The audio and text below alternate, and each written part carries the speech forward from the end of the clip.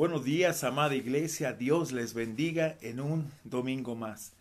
Gracias por abrir sus hogares y corazones para poder recibir la palabra de Dios y sobre todo que nos demos cuenta lo maravilloso que ha sido nuestro Señor en el proceso de la salvación hacia nosotros los gentiles. Y vamos a explicar esta parte. Estamos analizando el libro de Romanos en nuestro tiempo con Dios. Esta mañana estaremos meditando en la porción de Romanos capítulo 10, de los versículos del 14 al 21. Y mira, el devocional de hoy lo hemos titulado En el rechazo de su pueblo, los judíos, Dios decidió incluirnos a nosotros para salvación. Usted se dará cuenta lo verdaderamente bendecidos que hemos sido en el plan soberano de Dios a favor de nuestra salvación. Y a la vez le confirmará que en Dios está usted seguro y que debe atreverse a confiar día con día en Él. Dios debe ser alabado por sus maravillosos planes para salvación, que incluye tanto a judíos como a gentiles. Así que esta mañana quiero dejar en tu corazón este principio. Dios debe ser alabado porque nos ha dado el privilegio, escuche usted, el privilegio de predicar el Evangelio de la gracia por todo el mundo. Empecemos pues leyendo los versículos del 14 en adelante. Mire, en el versículo 14 nos hace tres preguntas retóricas relacionadas con la responsabilidad de proclamar el Evangelio a los perdidos. El entorno del pasaje tiene que ver particularmente con la evangelización de la nación de Israel. Cuando ellos debían de a nosotros compartirnos y evangelizarnos, ahora tenía la gente que evangelizar a Israel. Aunque ciertamente hay una aplicación más amplia del pasaje. Pero veamos la primera pregunta que hace en el versículo 14. Dice, cómo pues invocarán aquel en el cual no han creído? Es interesante, mire, es importante esta pregunta, porque pone de manifiesto que para invocar el nombre del Señor con miras a la salvación es necesario creer en Él. Y cuando hablo de creer, no solamente es creer en Dios, es creer en el mensaje redentor que Dios hizo a través de la obra de Cristo. Y dice la segunda pregunta, ¿y cómo creerán en aquel de quien no han oído? La segunda interrogante está estrechamente relacionada con la primera. ¿Y cómo han de creer? Mire, la exposición del mensaje del Evangelio es una responsabilidad de todos, de verdad. Y sobre todo los que conocemos la gracia de Dios. Yo puse hace unos días en mi perfil una frase que dice así: si en todo este tiempo no has ganado a nadie para Cristo, ¿qué caso tiene volver a las cuatro paredes? Tercera pregunta dice, ¿y cómo irán sin haber quien les predique? La tercera pregunta retórica es, ¿y cómo habrán de oír sin un predicador, sin alguien predicando? Y esto no está limitado, déjeme decirle esto, no está limitado a un púlpito como muchos creen.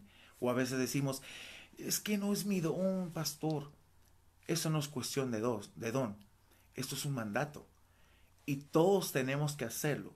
San Mateo 28:19 nos lo menciona y es cuestión de obediencia. Versículo 15, por favor. La última pregunta que hace aquí. ¿Y cómo predicarán si no fueren enviados? La cuarta y última pregunta retórica de esta serie aparece en el versículo 15. ¿Y cómo predicarán si no fueren enviados? Que significa proclamar como un heraldo. Es la proclamación que se efectúa por todas partes. Mire, los verdaderos predicadores del Evangelio son comisionados y enviados por el Espíritu Santo por la iglesia local. Y Pablo continúa diciendo, como está escrito. Esta frase es interesante. Lo que está escrito con la autoridad de Dios en su palabra y que no puede cambiarse ni alterarse de ninguna manera. Pero esta frase me encantó y la hemos cantado en un himno. Cuán hermosos son los pies de los que anuncian la paz, de los que anuncian buenas nuevas. Esta es una cita de Isaías 52:7 que nos dice: cuán hermosos son sobre los montes los pies del que trae alegres nuevas, del que anuncia la paz, del que trae nuevas de bien. Es interesante, del que publica salvación, del que dice a Sión: tu Dios reina. El texto en Isaías provee aquí la restauración de Israel en relación con el hecho establecido del reino del Mesías. Versículo 16 dice: mas no todos obedecieron al Evangelio. Me encanta esta parte, dice: no escucharon con miras a obedecer al Evangelio las buenas noticias. Y habla de los judíos. Los israelitas en el Antiguo Testamento escucharon las buenas noticias de que Dios declara justo, dice, al pecador que pone su fe en Dios. Isaías 45:22 nos dice: mirad a mí y sed salvos, decía el Señor, todos los términos de la tierra, porque yo soy Dios y no hay más. No hay otra opción, yo soy el único. Pero no creyeron, sino que se rebelaron contra el Señor.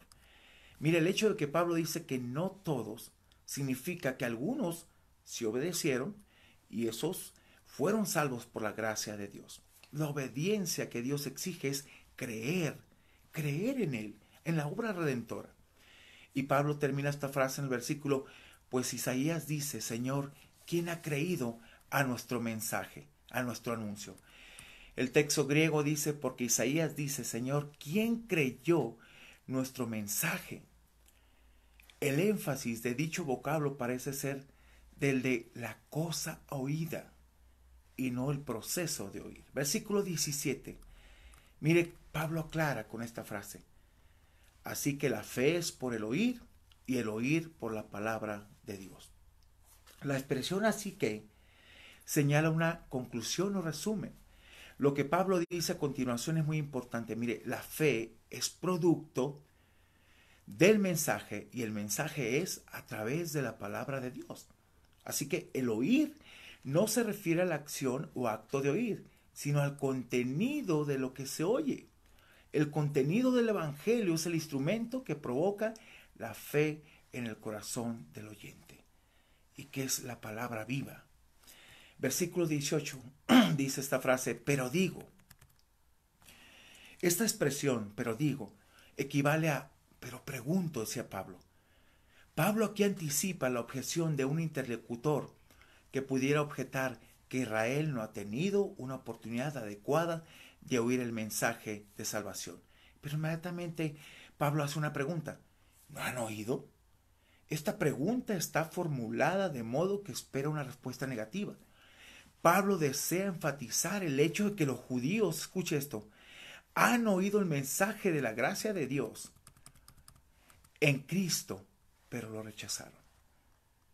Pablo continúa terminando en este versículo: antes bien, por toda la tierra, dice, ha salido la voz de ellos y hasta los fines de la tierra sus palabras. La cita aquí es del Salmo 19:4, que nos dice: por toda la tierra salió su voz y hasta el extremo del mundo sus palabras. En ellos puso tabernáculo para el sol. En dicho salmo, hermanos, se enfatiza el hecho de que Dios ha dado a conocer tanto por medio de la revelación general como la especial. La realidad del caso, dice Pablo, es que Israel ha tenido suficientes oportunidades para conocer la salvación de Dios en Cristo. El judío no tiene excusas, ni tampoco los gentiles, nosotros, porque todos los términos de la tierra han visto la salvación de nuestro Dios. Versículo 19. También digo, esta frase, Pablo está acumulando evidencias a su argumento respecto al hecho de que Israel ha tenido amplias oportunidades de conocer la salvación que Dios da por su gracia. Y les hace una pregunta, Pablo dice: ¿no ha conocido esto Israel? Esta pregunta exige una respuesta negativa en el texto original. Israel no era ignorante, ¿verdad que no? ¿O no es verdad que Israel no conocía? ¿Verdad que no? Fueron los portadores del mensaje de Dios y tenía que darlo a conocer al mundo. Pero rechazaron prácticamente a Dios, rechazaron a Cristo. La perdición de Israel, mire, no era la falta de conocimiento, hermanos, sino el exceso de incredulidad. Y Pablo le menciona en esa porción, primeramente Moisés dice, yo os provocaré a celos con un pueblo que no es pueblo. Y es interesante, ese pueblo somos nosotros. Con un pueblo insensato, esa palabra es muy fuerte. Os provocaré a ira. Para demostrar que Israel no carecía de conocimiento, el apóstol apela a Moisés, es decir, a la Torá.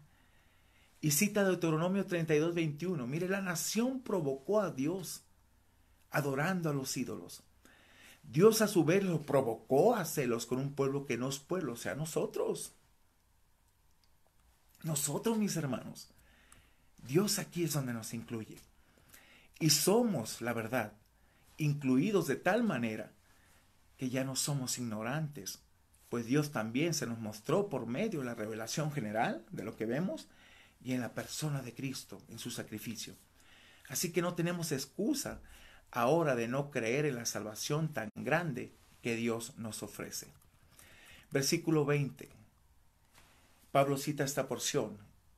E Isaías dice resueltamente, esta frase, el vocablo resueltamente, solo aparece aquí en todo el Nuevo Testamento. La idea es que Isaías fue extremadamente osado al decir lo que dijo. Y menciona a Pablo, fui hallado de los que no me buscaban, me manifesté a los que no preguntaban por mí. Pablo manifiesta aquí el interés de Dios en la salvación hacia nosotros, los gentiles. Los gentiles, o sea, nosotros, que no buscaban a Dios, lo hallamos.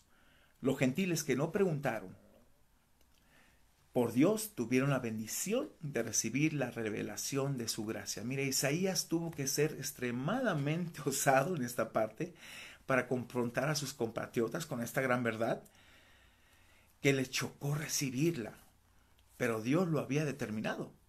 Isaías en ese tiempo corría riesgo que lo acusaran de traidor, lo condenaran a muerte, pero sabe, nunca tuvo miedo de decir la verdad de Dios. A mí nunca me ha dado miedo esa parte. A veces me han tildado que soy el clásico bautista regañón, pero prefiero ser eso a un hombre que después corra avergonzado por no hacer lo correcto delante de Dios. Y terminemos con el versículo 21, mire. Pero acerca de Israel dice, todo el día extendí mis manos a un pueblo rebelde y contradictor. Dios, a pesar de todo, no ha desechado a su pueblo Israel. Pablo cita aquí Isaías 65:2 para poner de manifiesto la fidelidad de Dios tocante la simiente de Abraham. La expresión todo el día, hermanos, es una figura que habla de continuidad sin interrupción, todos los días, todos los días. Recordemos lo que menciona Lamentaciones 3, 22 y 23. Por la misericordia de Jehová no hemos sido consumidos, porque nunca decayeron. Sus misericordias, vuelvo a recalcar, nuevas son cada mañana. Grande es tu fidelidad, Señor. Extendí mis manos, es una cita del Salmo 143:6, y es una metáfora que expresa un gesto, hermanos, de gracia e invocación a entrar en comunión con Dios, como un amigo que da la bienvenida a otro o como un novio recibe a su amada. Por eso le puse por título a este devocional, en el rechazo de su pueblo, los judíos, Dios decidió incluirnos a nosotros para salvación. En el capítulo 10, el apóstol explica la condición presente de Israel, la nación escogida en incredulidad y rebeldía. Sigue buscando la justicia de Dios, los judíos, a través de las obras de la ley. Si reconocieran a Jesús, que es Dios mismo, serían salvos. Sin embargo, Dios ha revelado su gracia a muchos israelitas hoy en día, quienes como individuo han puesto su fe en el Mesías. También muchos gentiles han llegado a obtener la salvación por haberse identificado con Cristo. Dios continúa con brazos extendidos esperando que Israel acepte el regalo que le ofrece en Cristo. Así que mire, después de escuchar esto, ¿sigues dudando del amor y la misericordia que Dios ha tenido para con nosotros? Solo me queda decirte, si tú haces esto, que Dios te bendiga. Si deseas seguir en incredulidad, es tu problema. Yo sí deseo disfrutar las bendiciones de su gracia y amor para conmigo y mi familia.